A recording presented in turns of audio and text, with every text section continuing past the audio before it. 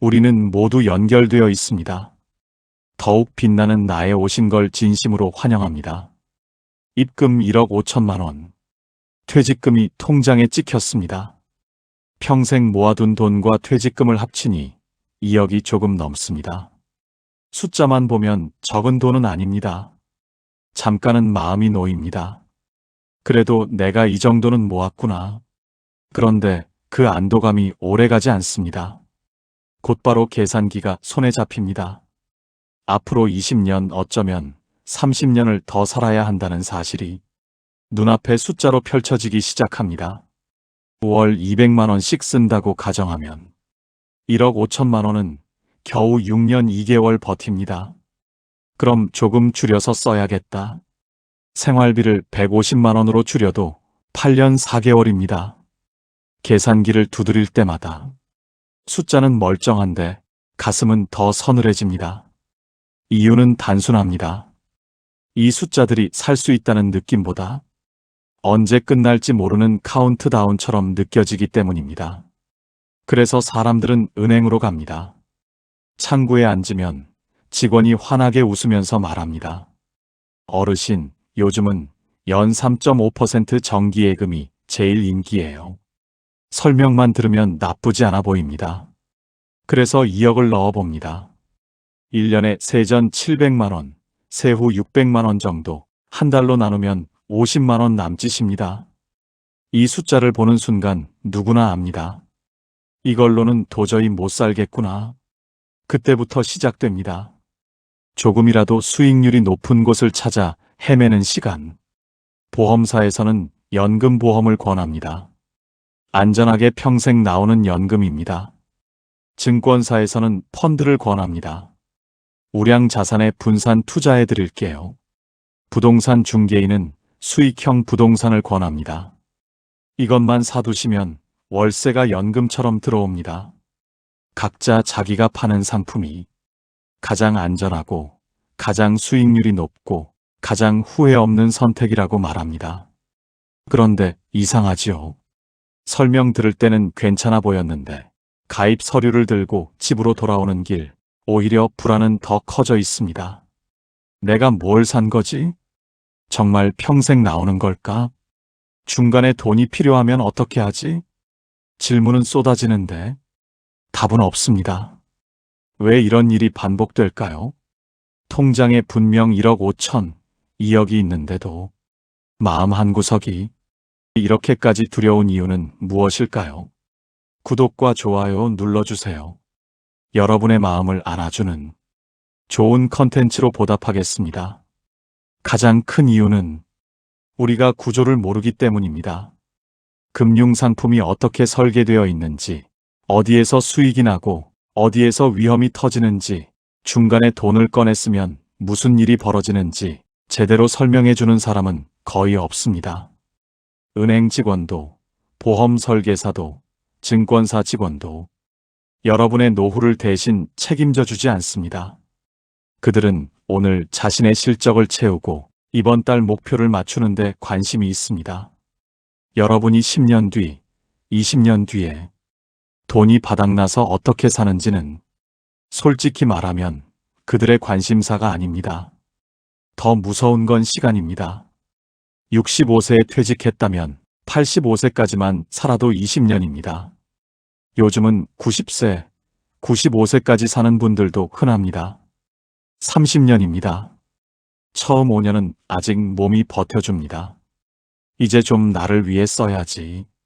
여행도 다니고 취미생활도 하고 싶습니다. 그 다음 10년은 병원 가는 횟수가 조금씩 늘어납니다. 혈압약, 당뇨약, 검진, 수술, 재활. 돈이 새나가는 구멍이 하나씩 늘어납니다. 마지막 5년에서 10년은 내가 원하든 원하지 않든 누군가의 도움이 필요해지는 시기입니다. 그때는 생활비가 아니라 돌봄 비용이 더 크게 다가옵니다. 문제는 이렇게 시기마다 돈의 쓰임새가 완전히 다른데도 대부분의 사람들은 이 긴 시간을 딱 한 가지 방식으로만 관리하려고 한다는 점입니다. 예금이 제일 안전하지. 그래도 주식 좀 해야 수익이 나지. 한 가지 생각에 꽂혀서 모든 돈을 한 방향으로 몰아넣는 것, 그게 첫 번째 실수입니다. 불안이 깊어지는 순간은 또 있습니다. 지인 모임에 나갔는데 누군가는 이렇게 말합니다. 나는 펀드로 작년에 20% 벌었어. 그 말을 듣는 순간 예금만 들고 있는 내가 바보처럼 느껴집니다. 반대로 다른 친구는 말합니다. 주식하다가 반토막 났어. 다시는 안 해. 그러면 또 이런 생각이 듭니다. 역시 예금이 최고야. 가만히 있는 게 낫겠다. 유튜브를 켜면 어떤 채널은 A를 추천하고 다른 채널은 B를 추천합니다. 하루에도 몇 번씩 인생 역전, 월 300만 원 현금 흐름 같은 자극적인 말들이 눈에 들어옵니다. 정보는 넘쳐나는데 정작 내 머릿속은 더 복잡해지고 기준은 사라집니다. 결국 아무것도 결정하지 못한 채 통장에 돈만 쌓아둔 채로 시간만 흘려보내게 됩니다. 그것도 하나의 선택이지만 노후에는 결코 좋은 선택이 아닙니다. 여러분이 정말 알아야 할 것은 어떤 상품이 좋으냐가 아닙니다. 내 노후를 어떤 구조로 설계해야 하느냐입니다. 구조가 없으면 아무리 좋은 상품도 소용이 없습니다. 마치 설계도 없이 집을 짓는 것과 같습니다. 벽돌은 좋은 걸 쓰고 시멘트도 좋은 걸 쓰고 창문도 비싼 걸 달았는데 설계가 잘못되면 집은 결국 금이 가고 무너집니다. 노후 자산도 똑같습니다. 그래서 오늘 많은 분들이 모르고 지나치는 노후 자산 관리의 핵심 구조를 처음부터 끝까지 차근차근 보여드리겠습니다. 오늘 영상에서 여러분은 1. 채권은 어떻게 나이를 기준으로 나눠 담아야 하는지, 2. ETF는 어떤 조합이 가장 안정적인지, 3. 달러는 어떻게 연금처럼 만들어야 하는지, 4. 국민연금은 언제 받는 것이 가장 유리한지, 이 네 가지를 한 번에 정리하게 될 것입니다. 그리고 마지막에는 그러면 실제로 한 달에 얼마가 들어오는가? 여러분이 가장 궁금해하는 실제 생활비 계산 구조까지 전부 보여드리겠습니다. 이 네 가지를 제대로 이해하면 앞으로의 20년, 30년이 정말 완전히 달라집니다. 끝까지 함께 해주셔야 합니다. 오늘 주제가 마음에 드신다면 구독과 좋아요 눌러주세요. 여러분의 마음을 안아주는 좋은 컨텐츠로 보답하겠습니다. 우리가 노후에 이렇게까지 불안해지는 데에는 사실 누구나 빠질 수밖에 없는 세 가지 근본 문제가 있습니다. 첫 번째 문제는 금융상품의 구조를 모른다는 것입니다. 대부분의 사람들은 연 몇 퍼센트 준다라는 말에만 집중합니다. 연 5%라고 하면 오, 괜찮네. 연 3%라고 하면 좀 약하네. 그런데 정작 중요한 건 그 수익이 어디서 나오고 언제 받을 수 있고 중간에 돈을 꺼내면 어떤 일이 벌어지는지입니다. 이걸 모르면 상품은 안전해도 마음은 불안합니다. 예를 들어 연금보험이 있습니다. 10년 뒤부터 평생 월 얼마씩 지급됩니다. 말만 들으면 너무 좋아 보입니다. 하지만 문제는 10년을 채우기 전에 돈이 필요해졌을 때입니다. 8년 차에 갑자기 큰 병원비가 필요하면 어떻게 될까요? 중도해지를 해야 하고 돌려받는 돈은 원금의 70%에서 80% 정도입니다. 내가 낸 돈의 20%에서 30%가 그대로 사라지는 셈입니다. 이걸 해지환급금이라고 하는데 이 구조를 모른 채 가입하는 분들이 정말 많습니다. 채권도 마찬가지입니다. 우리는 채권은 안전하다고 배웠습니다. 맞습니다. 만기까지 들고 있으면 원금과 이자를 받습니다. 하지만 중간 과정에서 금리가 오르면 채권 가격은 떨어집니다. 그때 급하게 돈이 필요해 팔면 손해를 볼 수 있습니다. 이게 바로 금리 위험입니다. 반대로 금리가 떨어지면 채권 가격은 오릅니다. 이 원리를 이해하지 못한 분들은 채권값이 내려갔다고 겁이 나서 팔아버립니다. 기다리면 괜찮은 상황인데 구조를 모르니 불안이 결정을 망가뜨립니다. 두 번째 근본 문제는 수수료가 높은 상품을 안정적이라고 착각한다는 것입니다. 은행, 보험사, 증권사는 전부 영리 기업입니다. 그들의 수입은 수수료입니다. 여러분이 2억을 굴린다고 가정해 보겠습니다. 연 1%의 수수료는 1년에 200만 원입니다. 30년이면 6천만 원입니다. 이 돈이 조용히 매년 금융사로 넘어갑니다. 여러분 자산에서 빠져나가는 겁니다. 특히 변액연금보험이나 펀드는 수수료 구조가 복잡합니다. 사업비, 운용보수, 판매보수, 성과보수 이렇게 이름만 여러 개 붙여놓고 사실상 매년 2%에서 3%를 떼어갑니다. 그런데 실제 수익률은 연 4%에서 5% 정도입니다. 그 절반이 수수료로 없어지는 셈입니다. 계약서에는 작은 글씨로 적어두고 일반인이 이해하기 어렵게 만들어 놓습니다. 이게 금융사의 전략입니다. 세 번째 문제는 원금을 지키는 법을 모른다는 것입니다. 대부분은 손해보지 않는 것과 원금을 지키는 것을 같은 뜻으로 생각합니다. 하지만 이 둘은 완전히 다릅니다. 예금에 넣으면 원금은 그대로입니다. 하지만 물가가 오르면 실질 가치는 계속 떨어집니다. 10년 전 1,000만 원과 지금 1,000만 원의 가치가 다릅니다. 숫자는 그대로인데 살 수 있는 물건이 줄어드는 겁니다. 이게 인플레이션 위험입니다. 진짜 원금을 지키려면 물가 상승률만큼은 수익이 나야 합니다. 반대로 높은 수익을 쫓다가 원금 자체를 잃는 경우도 많습니다. 주식에 몰빵했다가 폭락을 맞거나 고위험 채권에 투자했다가 부도가 나거나 수익형 부동산 사기나 PEP 사기에 속아서 전 재산을 잃는 경우도 있습니다. 노후 자금에서 가장 큰 비극은 원금을 잃는 순간부터 시작됩니다. 젊을 때는 다시 벌 수 있지만 60대 이후에는 다시 벌 기회가 거의 없습니다. 그래서 노후 자산은 무엇보다 원금 보존이 최우선입니다. 하지만 원금만 지키려 하면 수익이 너무 낮아 생활비를 충당할 수 없습니다. 또 수익을 높이려고 위험을 감당하면 원금을 잃을 수도 있습니다. 이 두 가지 사이에서 계속 흔들리는 느낌, 이게 바로 많은 분들이 매일 느끼는 불안입니다. 그럼 이 딜레마를 어떻게 해결해야 할까요? 답은 간단하지만 대부분이 놓치는 것, 바로 구조를 만드는 것입니다. 원금을 지킬 돈과 수익을 낼 돈을 명확히 나누는 것, 안전자산과 위험자산의 비중을 정하는 것, 그리고 시기에 따라 전략을 조정하는 것, 이것이 자산 배분의 본질입니다. 지금까지 말씀드린 금융상품 구조에 대한 무지, 수수료 착각, 원금 보존의 혼란, 이 세 가지가 여러분을 끊임없이 불안하게 만드는 진짜 원인입니다. 이제부터는 이 문제들을 어떻게 해결할 수 있는지 현실적이고 따라할 수 있는 방식으로 하나씩 알려드리겠습니다. 요즘 유튜브를 켜거나 블로그를 보면 노후 자산 관리에 대한 조언이 끝없이 쏟아집니다. 겉으로 보기엔 다양해 보이지만 사실 거의 같은 이야기를 합니다. 딱 세 가지로 정리됩니다. 첫째, 채권에 투자하세요. 둘째, 달러를 조금 보유하세요. 셋째, 국민연금을 잘 활용하세요. 틀린 말은 아닙니다.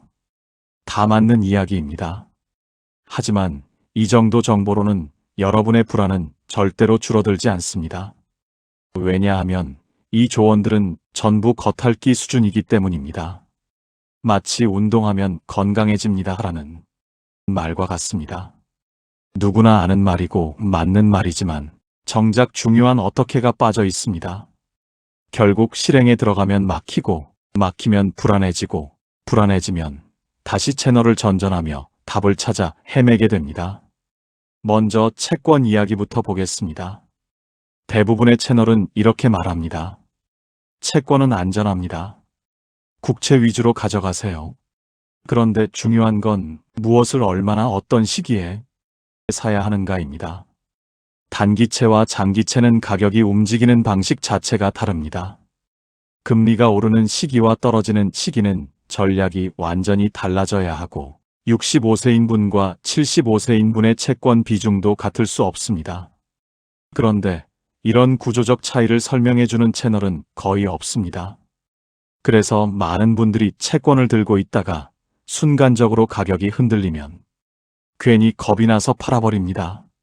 상품이 나쁜 게 아니라 구조를 몰라서 불안이 커지는 것입니다. 달러 자산도 마찬가지입니다. 환율 방어하려면 달러를 가져라. 이 조언은 틀리지 않지만 너무 단순합니다. 달러 예금, 달러 ETF, 달러 채권, 달러 MMF는 완전히 다른 상품입니다. 어떤 것은 환율만 오르면 이익이 나고 어떤 것은 금리가 더 중요합니다. 환율이 1200원일 때 달러를 사는 전략과 1400원일 때 사는 전략이 같을 수 없습니다. 투자를 하려면 이 차이를 알아야 하는데 대부분의 채널은 그냥 달러를 조금 보유하세요 라고만 합니다. 이 정도 정보로는 절대 안정감을 만들 수 없습니다. 국민연금은 더 단순하게 다뤄집니다. 물가 연동이니까 무조건 좋습니다. 가능하면 늦게 받으세요. 추가 납입도 고려하세요. 틀린 말은 없지만 너무 단순합니다. 정작 중요한 건 국민연금을 자산 구조 안에서 어디에 둘 것인가입니다. 국민연금을 기본생활비 역할로 둘 것인지 아니면 여유자금 성격으로 둘 것인지에 따라 나머지 전체 자산 배분이 완전히 달라집니다. 그런데 이 큰 그림을 그려주는 채널은 거의 없습니다. 결국 사람들은 정보를 듣고도 그래서 나는 어떻게 해야 하지? 여기에서 막힙니다. 정보는 넘쳤는데 정작 내 인생에 맞게 적용하는 법을 모르기 때문에 실행을 못하거나 잘못 실행해서 낭패를 보게 됩니다. 그래서 오늘 영상은 좀 다릅니다. 여기서부터 말씀드릴 내용은 다른 채널에서는 절대 알려주지 않는 구체적 구조입니다.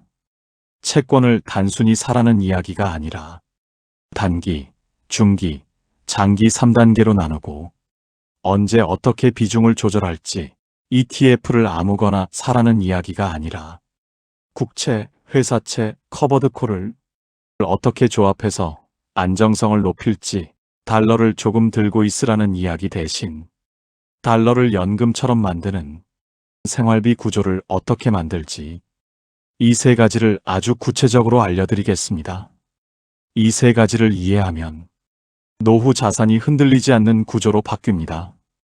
이것이 바로 저희 채널만의 차별점입니다. 혹시 잊으셨다면 구독과 좋아요 눌러주세요. 바로 이어가겠습니다. 먼저 채권입니다. 많은 분들이 채권을 그냥 안전한 금융상품 정도로만 알고 있습니다. 하지만 채권은 그보다 훨씬 중요한 의미를 갖습니다. 채권이란 정부나 회사에 돈을 빌려주고 그 대가로 이자를 받는 상품입니다. 쉽게 말하면 정부와 기업이 약속한 월급 같은 이자를 받는 구조입니다. 주식처럼 가격이 크게 요동치는 것도 아니고 예금처럼 묶어두기만 하는 것도 아닙니다. 그래서 노후 자산의 뼈대가 되는 겁니다. 하지만 여기서 많은 분들이 결정적인 오해를 합니다. 채권은 단순히 안전하니까 넣는 자산이 아닙니다.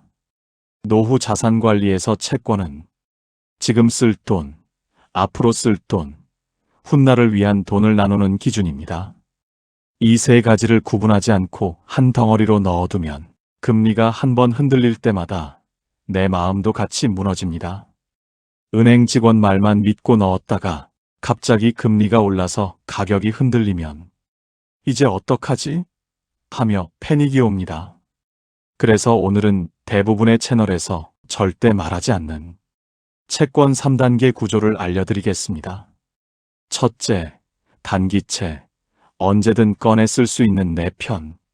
단기채는 만기 1년 이하의 채권입니다. 국고채, 통한채 같은 아주 안정적인 상품이 여기에 들어갑니다. 단기채의 목적은 수익이 아닙니다. 이것의 목적은 현금처럼 쓸 수 있는 유동성 확보입니다.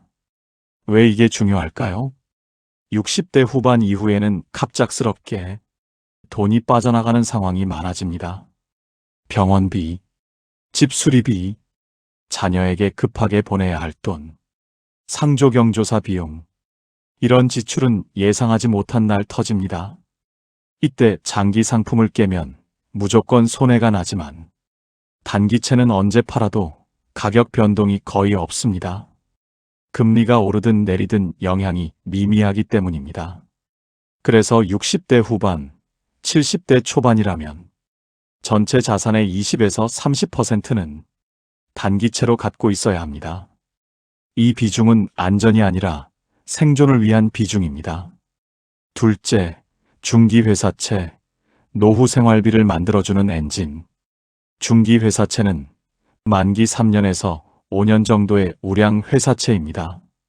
삼성전자, 현대차 같은 AA급 대기업 채권이 여기에 해당합니다. 이 자산의 목적은 단 하나입니다. 정기적인 이자 수익입니다. 왜 중기회사채가 필요할까요? 국채보다 금리가 높습니다. 예를 들어 국고채가 3%라면 우량회사채는 4에서 5%까지 나옵니다. 이 1에서 2%포인트 차이가 10년 이상 쌓이면 엄청난 차이를 만들게 됩니다. 또한 65세에서 75세는 아직 활동적이고 급하게 목돈이 필요할 가능성이 적은 시기입니다. 이때는 자산이 조금이라도 더 불려야 70대 후반에서 80대에 숨 쉴 공간이 생깁니다. 그래서 이 시기에는 전체 자산의 30에서 40%를 중기회사채로 두는 것이 좋습니다. 단 하나의 원칙만 지키면 됩니다. 신용등급 AA 이상만 중소기업 회사채나 BBB 채권을 사는 순간 안정구조는 바로 무너집니다. 셋째, 장기 국채, 금리 하락기의 보상, 인플레 시대의 방패. 장기 국채는 만기 10년 이상의 국고채입니다. 이 자산의 목적은 금리 하락기의 가격 상승입니다. 장기 채권의 특징은 아주 단순합니다. 금리가 내리면 가격이 크게 오르고 금리가 오르면 가격이 크게 떨어집니다. 그래서 금리가 높은 지금 같은 시기에는 장기 국채가 가장 싸게 보일 수 있습니다. 70대 중반 이후에는 공격적인 투자를 할 수 없지만 물가는 계속 오릅니다. 이럴 때 장기 국채가 안정성과 수익성을 동시에 잡아주는 거의 유일한 자산입니다. 이 시기에는 전체의 20에서 30%가 적당합니다. 예를 들어 자산 2억 원이 있는 67세라면 이렇게 나눌 수 있습니다. 단기채 4천만 원 20%, 중기회사채 8천만 원 40%, 장기 국채 4천만 원 20%, ETF, 달러 자산 4천만 원 20%, 이렇게 구성하면 지금 당장 쓸 돈, 매달 이자로 생활비를 만드는 돈, 금리 변동에 대비하는 돈이 정확히 분리됩니다. 나이별로 어떻게 달라져야 하는지 볼까요? 나이가 들수록 단기채는 늘리고 중기채는 줄여야 합니다. 75세, 단기채 40%, 중기회사채 20%, 장기 국채 30%, 기타 10%, 80세 이후, 단기채 플러스 장기 국채 중심, 회사채는 거의 제외. 왜냐하면 나이가 들수록 언제든 꺼내 쓸 수 있는 돈과 가격이 크게 흔들리지 않는 돈이 중요하기 때문입니다. 핵심은 돈의 시간을 나누는 것입니다. 단기채는 지금 쓸 돈, 중기채는 5년 안에 쓸 돈, 장기채는 10년 이후를 위해 준비하는 돈입니다. 이 시간축을 나눠 놓는 순간 불안이 사라집니다. 왜냐하면 어떤 상황이 와도 당황하지 않게 되기 때문입니다. 금리가 올라도 주식이 폭락해도 돌발 지출이 생겨도 내 구조는 무너지지 않습니다. 이것이 바로 노후 자산을 지키는 구조의 힘입니다. 여기까지 들으면 이런 궁금증이 생기실 겁니다. 그럼 이런 채권은 어디서 사요? 은행 가서 가입하면 되나요? 많은 분들이 이렇게 생각하시지만 채권은 은행 창구에서 가입하는 상품이 아닙니다. 채권은 두 가지 방법이 있습니다. 첫째, 증권사에 전화해서 직원 안내를 받고 가입하는 방법. 앱 사용이 불편하신 분들은 삼성증권, NH투자, 키움증권 같은 증권사에 전화만 하시면 직원이 친절하게 채권 매수 방법을 안내해 드립니다. 원하시면 지점 방문 예약도 가능합니다. 이게 가장 쉽고 실수 없는 방법입니다. 둘째, 증권사 앱으로 직접 구매하는 방법. 앱을 사용하실 수 있는 분들은 주식 사듯이 채권 메뉴를 눌러서 원하는 금액만큼 선택해 매수하면 됩니다. 정리하면 딱 이것입니다. 은행은 예금하는 곳, 증권사는 채권, ETF, 주식 사는 곳, 앱이 불편하면 전화로, 전화가 불편하면 지점 방문으로 각자 편한 방식으로 하시면 됩니다. 두 번째는 ETF입니다. 이 단어만 들으면 어렵고 복잡하게 느껴지실 겁니다. 그런데 놀라운 사실은 많은 분들이 ETF를 잘못 이해해서 정작 가장 쉬운 투자 방식을 어렵다고 느낀다는 점입니다. 왜 그럴까요? 대부분의 채널이 ETF를 이렇게 설명하기 때문입니다. 분산된다. 안정적이다. 국채 ETF 사세요. 맞는 말이지만 정작 중요한 무엇을, 왜 몇 퍼센트를, 어떤 순서로 해야 하는지는 아무도 말하지 않습니다. 그러니 사람들이 막상 사려고 하면 손이 멈추는 겁니다. 그래서 지금부터는 다른 채널에서는 절대 알려주지 않는 노후 자산에서 ETF가 어떤 역할을 하고 어떻게 조합해야 평생 흔들리지 않는 노후 자산에 꼭 필요한 ETF 3종 조합법을 알려드리겠습니다. 이 세 가지가 톱니바퀴처럼 맞물리면 여러분의 노후 자산은 완전히 다른 모습을 보이게 됩니다.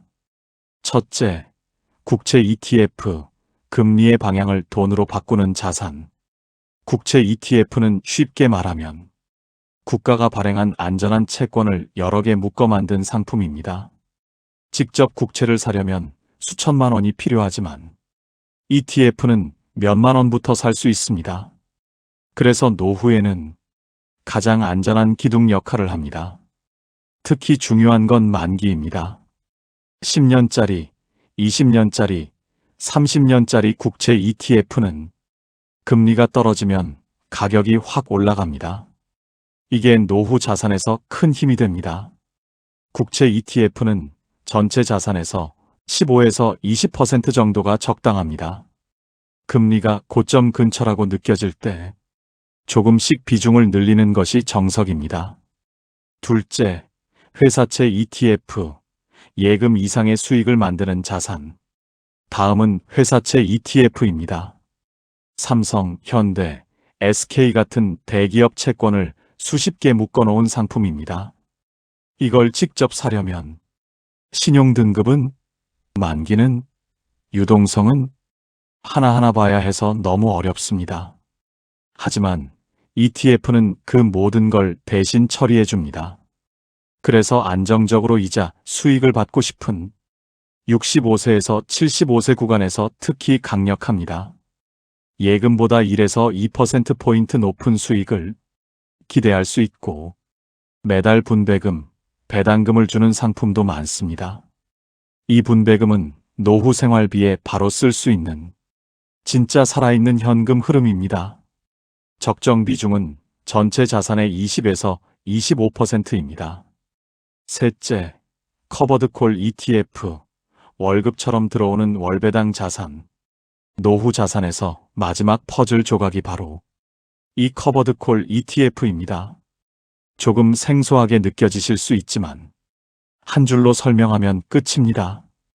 주식을 들고 있으면서 그 주식으로 매달 용돈을 만들어내는 전략.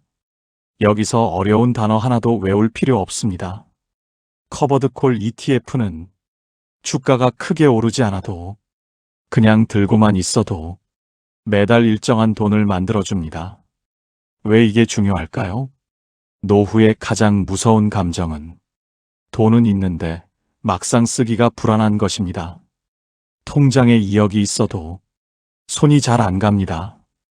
혹시 모를 상황, 의료비, 자녀 문제, 생각이 많아집니다. 하지만 커버드콜 ETF에서 매달 20만 원, 30만 원씩 꾸준히 들어오는 돈은 느낌이 완전히 다릅니다. 써도 되는 돈, 오늘을 위해 써도 괜찮은 돈처럼 느껴집니다. 심리적 안정감이 확 살아납니다. 이 커버드콜 ETF는 전체 자산의 10에서 15% 정도만 넣어도 노후 생활비에 큰 숨통을 틔워줍니다. 매달 들어오는 돈이 있는 사람과 통장만 있는 사람의 노후는 완전히 다르게 흐릅니다. 그래서 어떻게 조합해야 하느냐? 이 세 가지를 이렇게 생각하시면 됩니다. 국채 ETF는 방어, 회사채 ETF는 수익, 커버드콜 ETF는 월급. 이 세 가지가 하나처럼 돌아가면 노후 자산은 갑자기 복잡해지지 않습니다.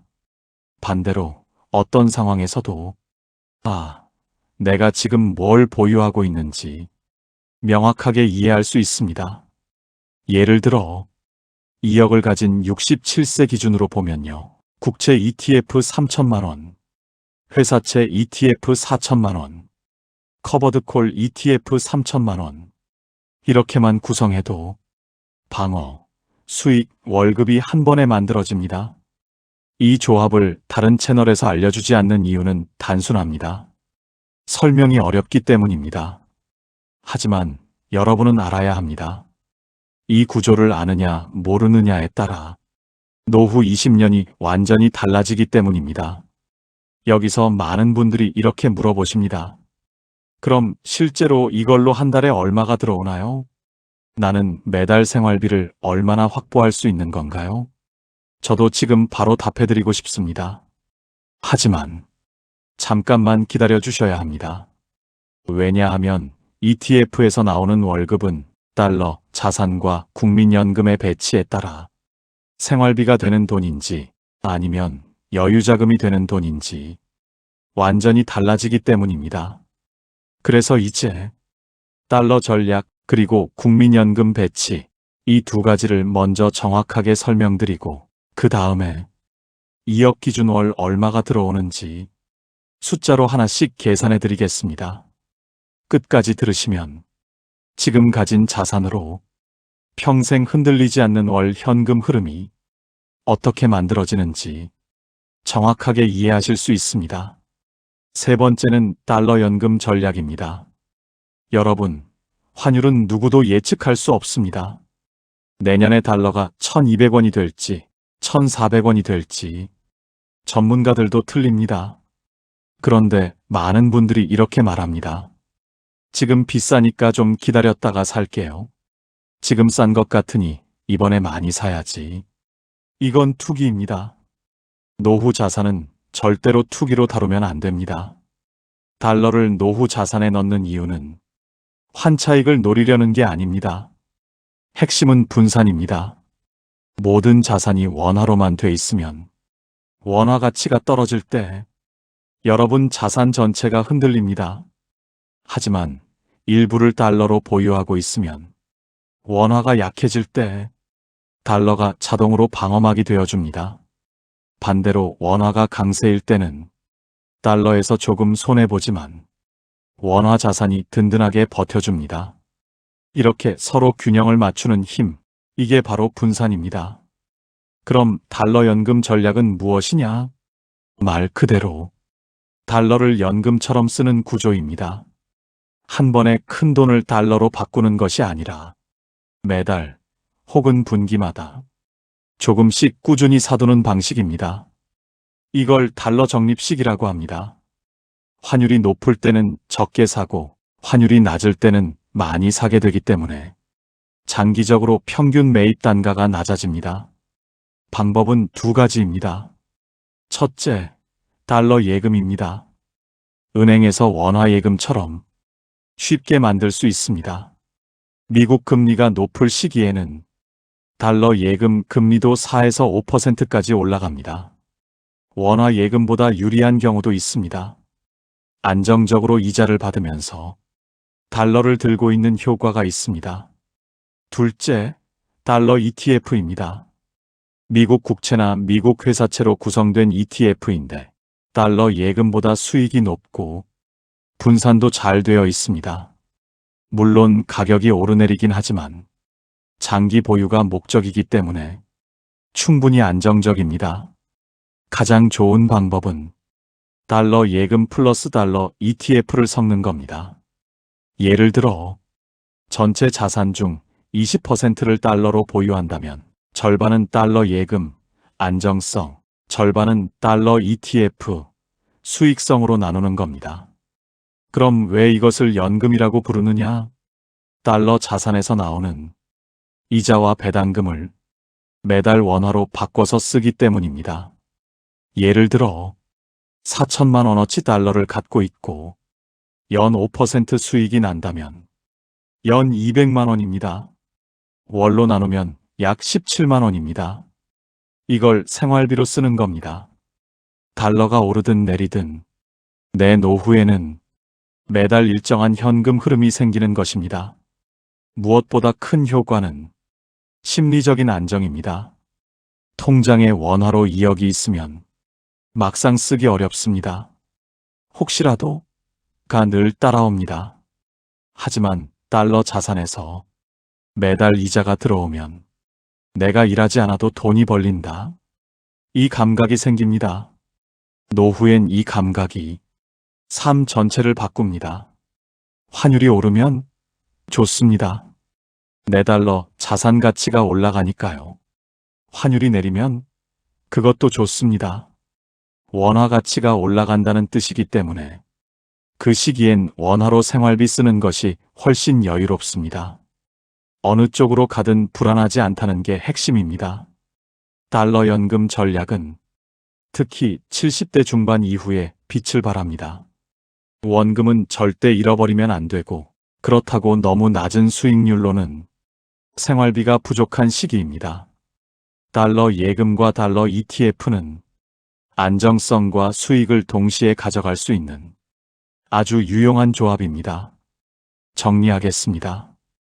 달러 연금 전략은 달러 예금 플러스 달러 ETF를 조합해서 매달 일정한 이자, 수입을 만들고 그걸 원화로 바꿔 쓰는 구조입니다. 환율을 예측하지도 않고 환차익을 노리지도 않습니다. 오직 분산과 안정성만을 목표로 한 전략입니다. 네 번째는 국민연금입니다. 노후의 기본 월급. 네 번째는 국민연금입니다. 이제부터 말씀드릴 내용은 여러분 노후의 뼈대를 만드는 기본 월급에 관한 이야기입니다.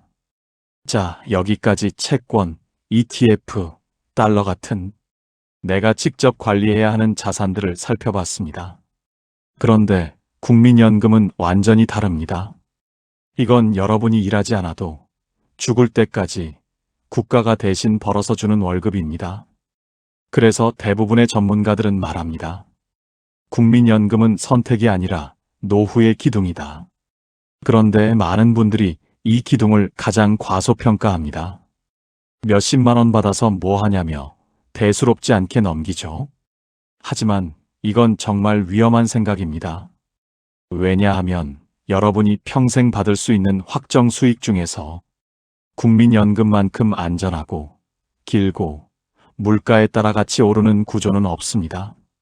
지금부터 국민연금이 왜 노후 자산의 중심축이 되어야 하는지, 그리고 어떻게 설계해야 손해를 보지 않는지 하나씩 풀어드리겠습니다. 첫 번째 장점, 죽을 때까지 나온다. 이것이 진짜 연금. 국민연금의 가장 큰 강점은 단순합니다.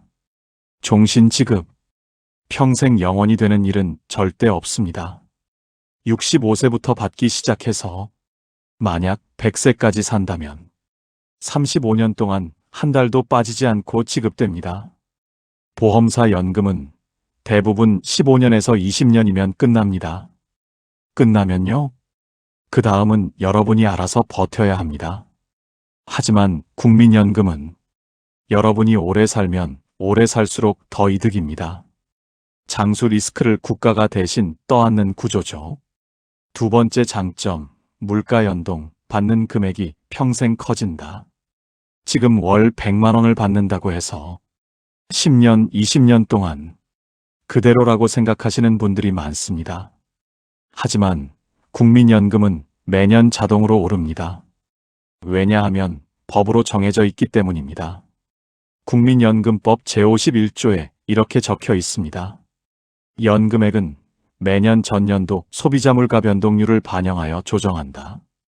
즉, 물가가 3% 오르면 연금도 3% 오릅니다.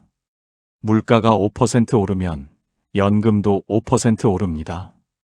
이건 정부 마음대로 조절하는 것이 아니라 반드시 물가만큼 올리게 되어 있는 법적 의무입니다.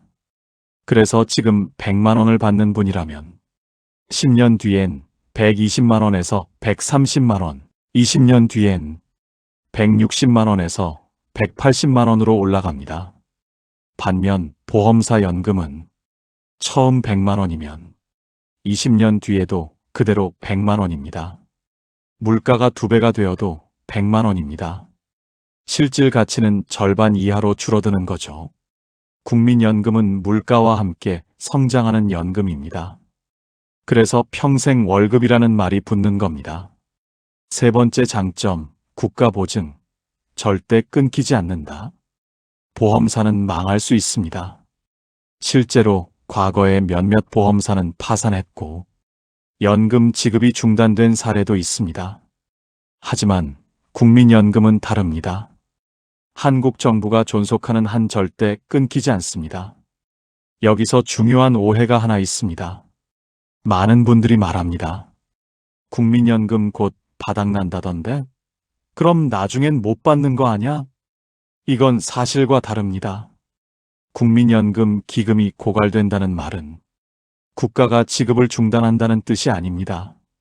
기금이 고갈된다는 말은 단지 적립금이 소진된다는 것이고 그 이후에는 정부 일반 회계에서 지급합니다.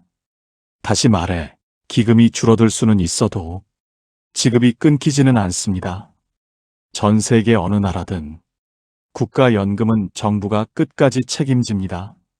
그게 공적연금의 존재 이유입니다. 국민연금은 평생 지급, 물가연동, 국가보증, 이 세 가지를 동시에 갖춘 유일한 제도입니다. 어떤 금융상품도 이 안정성을 따라올 수 없습니다. 여기까지 국민연금의 세 가지 장점을 보셨습니다. 그렇다면 국민연금은 도대체 언제 받는 게 가장 유리한가요? 어떻게 해야 내가 평생 받을 총액을 늘릴 수 있을까요? 좋습니다. 지금부터가 진짜 핵심입니다. 국민연금은 그냥 두면 받는 돈이 아니라 언제 받느냐 어떻게 받느냐에 따라 평생 총액이 1억 이상 차이 나는 구조입니다. 그래서 저는 이 부분을 국민연금 필승 전략이라고 부릅니다. 지금부터 하나씩 알려드리겠습니다. 국민연금 필승 전략 1. 조기 수령, 특별한 이유가 있을 때만 받는다. 조기 수령은 말 그대로 원래 65세부터 받을 돈을 60세부터 당겨받는 것입니다. 그런데 문제는 하나 있습니다. 5년 먼저 받는 대신 매달 받는 금액이 30% 깎입니다. 예를 들어 65세에 받으면 100만 원인데 60세에 받으면 70만 원이 됩니다. 그럼 무조건 손해인가? 그건 아닙니다. 왜냐하면 60세부터 65세까지 5년 동안 70만 원 곱하기 60개월은 4,200만 원을 먼저 받기 때문입니다. 그럼 언제 역전되느냐? 대략 78세쯤입니다. 78세 이전에 생을 마칠 가능성이 높다. 조기 수령이 유리. 78세 이후까지 오래 산다. 정상 수령이 유리. 하지만 결론은 간단합니다. 건강하고 일할 수 있고 큰 돈이 급하지 않다면 조기 수령은 보통 손해입니다. 왜냐하면 처음부터 30% 깎인 연금이 평생 깎인 채로 가기 때문입니다. 물가 연동으로 금액이 올라가도 기본금이 낮아서 전체적으로 계속 손해가 누적됩니다. 그래서 조기 수령은 정말 급한 사정이 있을 때만 선택하는 방법입니다. 국민연금 필승 전략 2. 정상 수령 95%에게 제일 무난하고 안전한 선택. 정상 수령은 65세부터 받는 기본 방식입니다. 금액은 사람마다 다르지만 평균적으로 이렇습니다. 개인 월 50에서 80만 원, 부부 월 100에서 150만 원. 여기서 많은 분들이 말합니다. 아니, 100만 원으로 어떻게 살아? 맞습니다. 국민연금만으로는 어렵습니다. 하지만 국민연금의 역할은 기본 생활비를 책임지는 기둥입니다. 이 기둥이 있어야 나머지 자산, 채권, ETF, 달러가 보너스 월급처럼 기능합니다. 결국 구조는 이렇게 됩니다. 국민연금은 기본 월급, 채권, ETF, 달러는 내가 만든 보너스 월급. 이렇게 합치면 월 150에서 200만 원 정도의 안정적인 생활비 구조가 만들어집니다. 그래서 정상 수령은 대부분의 분들에게 가장 안전합니다. 국민연금 필승 전략 3. 연기 수령. 오래 살 자신 있으면 이게 최고. 연기 수령은 65세부터 받지 않고 최대 70세까지 늦추는 것입니다. 그럼 그 사이에는 못 받는 거냐? 네, 대신 금액이 크게 늘어납니다. 1년 늦출 때마다 7.2% 증가, 5년 늦춰서 70세에 받으면 무려 36% 증가. 예를 들어 65세에 월 100만 원 받을 사람이 70세부터 받으면 월 136만 원으로 시작합니다.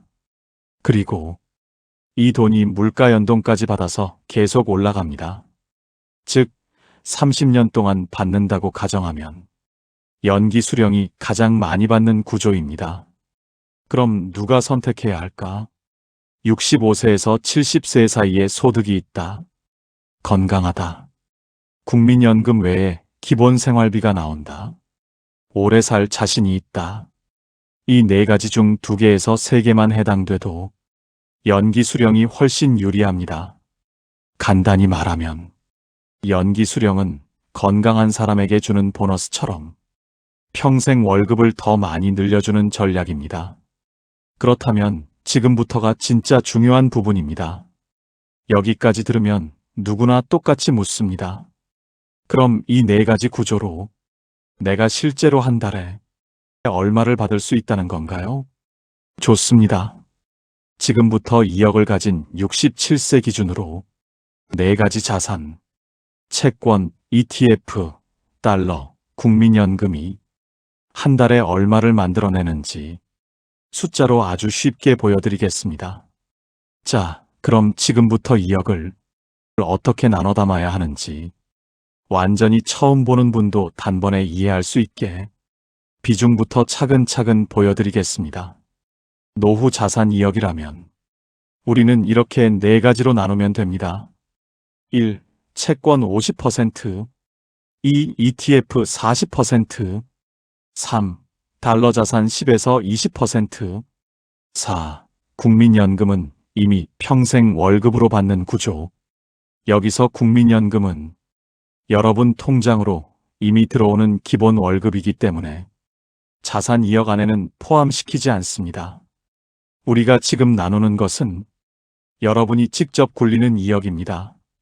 그럼 하나씩 보겠습니다. 복잡한 말 일절 없습니다. 그냥 왜 이렇게 나누는지 딱 알기만 하면 됩니다. 1. 채권 50%는 1억 원. 안정과 여유를 만드는 돈입니다. 여러분, 우리가 전체 자산 2억 원 중에서 가장 큰 비중인 50%, 즉 1억 원을 채권에 배분하기로 했습니다. 왜 이렇게 많이 넣느냐? 노후 자산의 가장 중요한 기준은 안정성입니다. 주식, ETF는 올라갈 때도 있지만 내려갈 때는 생각보다 크게 떨어질 수 있습니다. 하지만 채권은 원금이 비교적 안정적이고 이자가 꾸준히 들어온다는 점에서 노후에 가장 잘 맞는 자산입니다. 그래서 채권은 하나가 아니라 세 가지로 나눠서 보유합니다. 1. 단기채. 지금 1년에서 3년 안에 쓸 돈. 예금보다 조금 높은 이자를 받으면서도 안정성이 가장 높습니다. 연 3에서 4% 수준. 1억 중 4천만 원 배정. 연 120만 원에서 160만 원. 월 10만 원에서 13만 원. 2. 중기채. 3년에서 7년 안에 쓸 돈. 변동이 적당히 있고 이자도 단기채보다 높습니다. 연 4% 전후. 1억 중 3천만 원 배정. 연 120만 원. 월 10만 원. 3. 장기 국채. 10년 뒤를 위한 돈.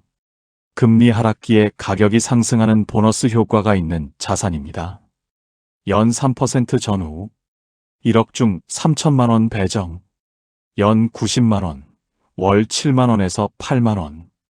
그래서 결론은 단기채에서 월 10만 원에서 13만 원. 중기채에서 월 약 10만 원. 장기 국채에서 월 7만 원에서 8만 원. 그래서 채권 1억 원이면 월 20만 원에서 25만 원 정도의 안정적인 현금 흐름이 만들어집니다. 여러분, 여기서 중요한 포인트가 하나 있습니다. 채권은 주식처럼 요동치지 않습니다. 매달 비가 오든 눈이 오든 정해진 이자가 차분하게 들어옵니다. 노후 자산에서 채권이 기둥이라고 불리는 이유가 바로 이것입니다. 2월 20에서 25만 원이 평생 여러분의 생활을 지켜주는 기본 방패가 됩니다.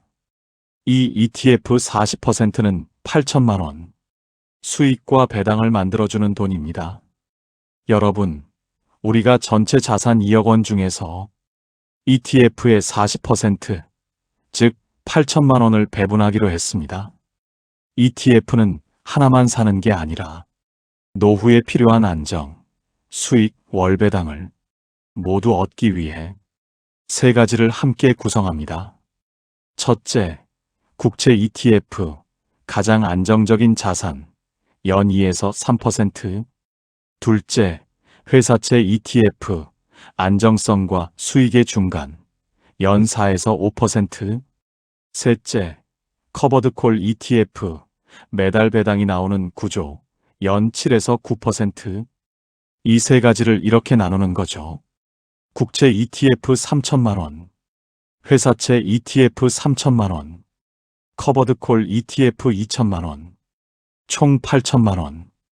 여기서 말씀드리는 수익률은 최근 시장 환경과 평균 분배금 수준을 기준으로 한 예시이며 ETF 종류와 시기에 따라 실제 수익률은 조금씩 달라질 수 있습니다. 이 점만 기억하시면 됩니다. 1. 국채 ETF 3천만 원, 연 2에서 3%, 연 60만 원에서 90만 원, 월 5만 원에서 7만 원. 2. 회사채 ETF 3천만 원, 연 4에서 5%, 연 120만 원에서 150만 원, 월 10만 원에서 12만 원. 3. 커버드콜 ETF 2천만 원, 연 7에서 9%, 연 140만 원에서 180만 원, 월 12만 원에서 15만 원. 4. 세 가지를 모두 합치면 국채 월 5만 원에서 7만 원, 회사채 월 10만 원에서 12만 원, 커버드콜 월 12만 원에서 15만 원 합계 월 27만 원에서 34만 원 정도. 이게 가장 현실적이고 안정적인 수치입니다. 그래서 결론은 ETF 8천만 원, 월 약 30만 원 전후의 현금 흐름. 이 구조가 가장 정확합니다. 3. 달러 자산 10%는 2천만 원. 환율이 흔들려도 내 생활비는 흔들리지 않는 안전벨트입니다. 달러 자산은 어렵게 생각하실 필요 없습니다. 그냥 달러 예금 플러스 달러 ETF 두 가지로 끝입니다.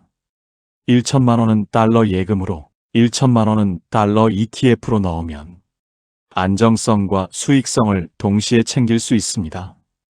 그럼 실제로 월 얼마가 들어올까요? 달러 예금에서 월 2만 5천 원에서 4만 원, 달러 ETF에서 월 3만원에서 5만원. 그래서 합계는 월 6만원에서 9만원 정도. 환율이 오르면 자산이 올라서 좋고, 환율이 내려도 원화로 바꿨을 때 유리해서 좋습니다. 어느 쪽으로 가든 생활비가 흔들리지 않는 구조가 만들어지는 것입니다. 4. 국민연금은 우리가 굴리는 2억에 포함시키지 않습니다. 왜냐하면 국민연금은 여러분이 이미 평생 동안 내고 쌓아둔 돈, 국가가 매달 지급하는 기본 월급이기 때문입니다. 개인에게는 월 50만원에서 80만원, 부부라면 월 120만원에서 150만원 정도가 들어옵니다. 이건 투자처럼 손실이 나는 돈이 아닙니다. 이미 내가 살아온 시간만큼 쌓아둔 확정 월급이기 때문에 매달 평생 받는다는 것이 가장 큰 장점입니다. 이제 네 가지를 모두 합치면 이렇게 됩니다. 67세, 자산 2억 기준, 실제 월 들어오는 총액, 채권 20에서 25만원, ETF 27에서 34만원, 달러 6만원에서 9만원, 국민연금 50만원에서 80만원. 그래서 한 사람 기준 총합은 월 100만원에서 150만원 정도가 됩니다. 그럼 부부라면 어떻게 될까요? 부부는 국민연금이 2명에게서 동시에 들어옵니다. 현실적인 평균 금액이 부부 합산월 120만원에서 150만원 정도입니다. 여기에 채권, ETF, 달러에서 들어오는 월 55만원에서 70만원을 더하면 부부 총합은 월 175만원에서 220만원 전후, 즉 부부라면 별도의 일자리가 없어도 월 200만원 안팎의 안정적인 노후 월급 구조가 완성되는 것입니다. 여기까지는 자산 2억을 기준으로 설명을 드렸습니다. 혹시 화면을 보시면서 나는 2억까지는 안 되는데 1억 정도밖에 없는데요. 이렇게 생각하신 분들도 계실 겁니다. 걱정하지 않으셔도 됩니다. 지금 설명드린 비율 그대로 1억을 나누면 됩니다. 채권 50%인 5천만원, ETF 40%인 4천만원, 달러 자산 10%인 1천만원으로 나누면 채권, ETF, 달러에서 한 달에 대략 30만원 안팎의 현금 흐름이 만들어집니다. 여기에 국민연금 개인 기준 월 50만원에서 80만원이 더해지면 한 사람 기준으로 보면 월 80만원에서 110만원 정도의 구조가 됩니다. 금액만 놓고 보면 크게 넉넉하진 않은데 하실 수도 있습니다. 하지만 오늘 영상의 진짜 핵심은 얼마를 모았느냐가 아니라 그 돈을 어떤 구조로 나눠 놓느냐입니다. 채권으로 기본 방패를 만들고 ETF와 달러로 작은 월급줄을 여러 개 만들어 두면 자산이 1억이든 2억이든 심지어 5천만 원이든 숫자만 줄여서 똑같은 구조로 그대로 따라 하실 수 있습니다. 이 구조를 이해하고 나면 돈이 얼마나 있느냐보다 이 돈으로 내가 몇 년을 어떻게 버틸 수 있느냐가 눈에 보이기 시작합니다. 바로 그때부터 노후에 대한 막연한 두려움이 조금씩 힘을 잃기 시작합니다. 여러분, 여기까지 듣는 동안 마음속 어딘가가 조금은 무거우면서도 한편으로는 그래, 이제는 제대로 준비해야겠다, 이런 생각이 드셨을 겁니다. 저는 여러분께 오늘 돈 이야기를 한 것 같지만 사실은 평생을 버텨온 여러분의 인생 이야기를 드린 것입니다.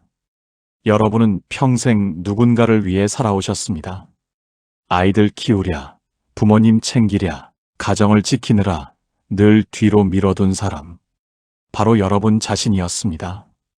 그래서 이제는 여러분이 여러분을 가장 먼저 챙겨야 할 시간입니다.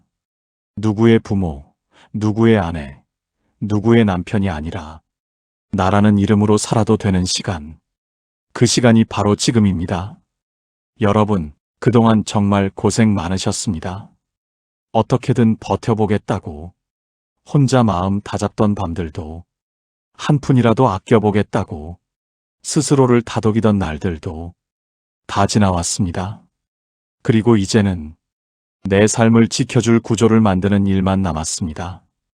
앞으로의 20년, 30년은 누구를 위해서가 아니라 오직 여러분 자신을 위해 쓰시면 됩니다. 여러분은 그럴 자격이 있고, 그럴 만큼 살아오셨고, 그럴 만큼 충분히 아름다운 분들입니다. 여러분의 노후가 불안이 아니라 평온으로 흐르길 바랍니다. 막연한 흔들림이 아니라 구조의 단단함 위에서 살아가시길 바랍니다. 앞으로 남은 시간만큼은 정말 편안하고 정말 따뜻하고 정말 아름다워지길 마음 깊이 응원합니다. 여기까지 와주셔서 진심으로 감사합니다. 그리고 다시 한번 말씀드립니다. 정말 수고 많으셨습니다. 이제는 여러분 차례입니다. 오늘 영상을 보며 여러분은 어떤 생각이 드셨나요? 여러분의 경험과 생각을 댓글로 나눠주세요. 여러분의 이야기가 누군가에게 큰 위로와 깨달음이 될 것입니다. 오늘도 끝까지 시청해주신 여러분께 깊은 감사를 드립니다. 오늘 영상이 도움이 되셨다면 소중한 분들께 공유해 주시고 구독과 좋아요 눌러주세요. 오늘도 행복한 하루 되세요. 이상으로 더욱 빛나는 나였습니다.